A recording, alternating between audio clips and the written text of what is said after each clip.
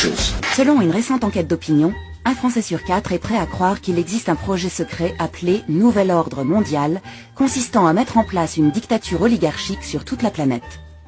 Nouvel Ordre Mondial. Depuis des décennies maintenant, ces trois mots sont utilisés par les conspirationnistes. Un nouvel ordre mondial dans un ordre mondial. Le gouvernement mondial, avant le gouvernement mondial, on va vers ça. Le gouvernement mondial, c'est un joli lieu pour un gouvernement mondial. Vers ce nouvel ordre mondial. Un gouvernement mondial. Gouvernance mondiale, gouvernance mondiale. Elle devient le synonyme d'un pouvoir sans partage, d'une élite mondialiste. Le nouvel ordre mondial signifierait aussi bien la destruction des identités nationales par l'immigration que la mainmise des banques sur l'économie.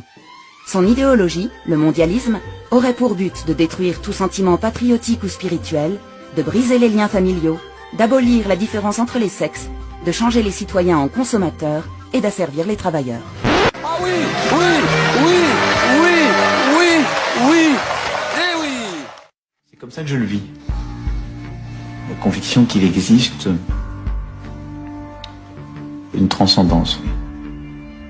Quelque chose qui dépasse, qui vous dépasse, qui vous a précédé et qui restera. Le président de la République n'a plus de pouvoir, ou beaucoup moins de pouvoir. Et donc il y a un très grand nombre de choses qu'on croyait à la portée de l'État qui ne le sont plus. Que la France, de toute éternité, ait toujours été du côté des dictateurs. Et la condition d'un nouvel ordre mondial dans un ordre mondial profondément bousculé. Un ordre fondé sur la mondialisation devenue ultralibérale et l'hyperpuissance d'un seul État. Et toujours été du côté des dictateurs.